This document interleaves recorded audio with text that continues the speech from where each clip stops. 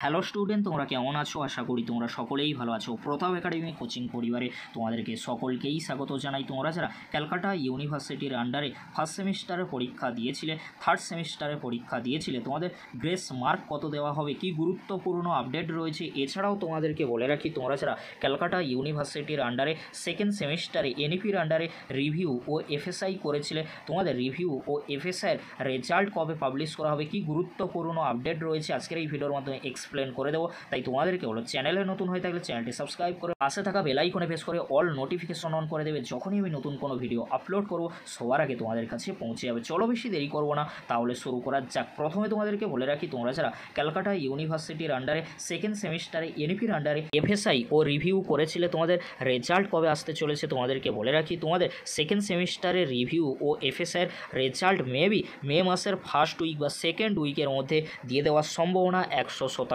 কিন্তু রয়েছে। কেন বলছি? কারণ সেকেন্ড সেমিস্টারে সিবিসিএস স্টুডেন্টদের কিন্তু রিভিউ ও এফএসআইয়ের রেজাল্টের নোটিশ দিয়ে দিয়েছে, রেজাল্টও কিন্তু পাবলিশ করে দেওয়া হয়ে গিয়ে শুধু বাকি রয়েছে সেকেন্ড সেমিস্টারে এনইপির রিভিউ ও এফএসআইয়ের রেজাল্ট মেবি তোমাদের আসতে চলেছে মে মাসের ফার্স্ট উইক বা সেকেন্ড উইকে। কিভাবে তোমরা রিভিউ রেজাল্ট চেক করবে বা এফএসআই রেজাল্ট চেক করবে পরবর্তীতে নোটিশ দিলে, তখন তোমাদেরকে আপডেট দিয়ে জানিয়ে দেবো। এবারে তোমাদেরকে বলে রাখি, তোমরা যারা ক্যালকাটা ইউনিভার্সিটির আন্ডারে ফার্স্ট সেমিস্টারে আর থার্ড সেমিস্টারে পরীক্ষা দিয়েছিলে, সিসিএফ আর সিবিসিএসের আন্ডারে কত নাম্বার পর্যন্ত গ্রেস মার্ক দেওয়া হতে পারে, গ্রেস মার্ক কিভাবে দেওয়া হয়ে থাকে, টিচাররা কিভাবে গ্রেস মার্ক দিয়ে থাকেন, তোমরা অনেকেই কিন্তু জানো না। গ্রেস মার্ক কিভাবে দেওয়া হয়ে থাকে তোমরা ভালো করে জেনে নাও।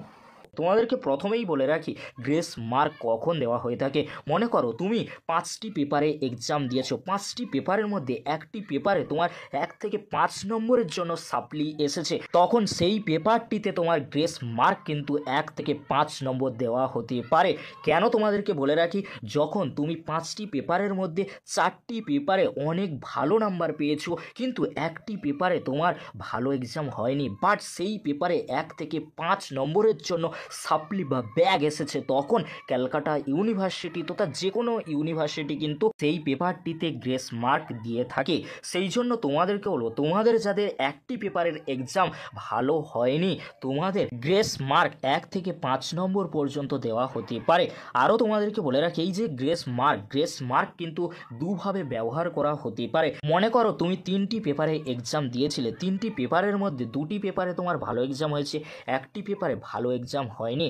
রেজাল্ট পাবলিশ করার পরে তোমার একটি পেপারে 1 থেকে 5 নম্বরের জন্য সাপ্লি এসেছে, তুমি কি করবে? রিভিউ করো। রিভিউ করলে তখন কিন্তু গ্রেস মার্ক কিন্তু দেওয়া হতে পারে। তোমার যে 2টি পেপারে ভালো নাম্বার এসেছে সেই অনুযায়ী কিন্তু গ্রেস মার্ক কিন্তু দেওয়া হতে পারে। তোমার সেই পেপারটিতে অনেক সময় রিভিউর ক্ষেত্রে 1 থেকে 5 নম্বর কম থাকলে রিভিউ করলে অনেক সময় কি হয়, ওই পেপারটিতে রিভিউ করার পরে তোমার কিন্তু সাপ্লি না এসে সেমিস্টার ক্লিয়ার, আর সেই পেপারটিতে কিন্তু পাস মার্কস বসে যায়। তাই তোমাদেরকে বলে রাখি, তোমরা যারা চিন্তায় রয়েছে যে স্যার আমাদের গ্রেস মার্ক কত নাম্বার পর্যন্ত দেওয়া হতে পারে, তোমাদেরকে বললাম, আবারও বলে রাখি, 1 থেকে 5 নম্বরের বেশি গ্রেস মার্ক কিন্তু দেওয়া হয় না। ইউনিভার্সিটির রুলস অনুযায়ী 1 থেকে 5 নম্বরের বেশি কিন্তু গ্রেস মার্ক দেওয়া হয় না। আজকের এই ভিডিওর মাধ্যমে গ্রেস মার্ক কত দেওয়া হতে পারে সেটা তোমাদেরকে জানিয়ে দিলাম। আশা করি তোমাদের গ্রেস মার্ক নিয়ে ডাউটটি ছিল, সেই ডাউটটি ক্লিয়ার করতে পেরেছি।